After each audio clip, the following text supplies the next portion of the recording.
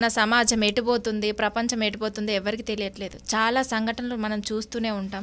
ఇప్పుడు రీసెంట్‌గా ఒక 10th క్లాస్ అమ్మాయి తన కన్న తల్లిని చంపింది. అంటే ఒక 8 మంత్స్ బ్యాక్ పరిచయమైన అబ్బాయి కోసం ప్రేమలో పడి తనను కని పెంచిన తల్లినే చంపడానికి అసలు కారణం ఏంటి? ఏమై ఉండొచ్చు? తన పెంపకమై ఉండొచ్చా? లేదంటే తను పెరిగిన వాతావరణం అనుకోవాలా? అయితే జీడిమెట్లలో జరిగినటువంటి సంఘటన ఇది. అవును. 10వ తరగతి చదివే తేజస్విని అనే అమ్మాయి అవును. ఇన్స్టాగ్రామ్లో పరిచయమైన శివతో ప్రేమలో పడి 8 నెలల క్రింద వీళ్ళు ప్రేమలో పరిచయం కాస్త ప్రేమగా ఏర్పడి ఆ ప్రేమ కాస్త లేచిపోయే దగ్గర దాకా వచ్చింది. ఒక 3 రోజుల కింద లేచిపోయారు కూడా.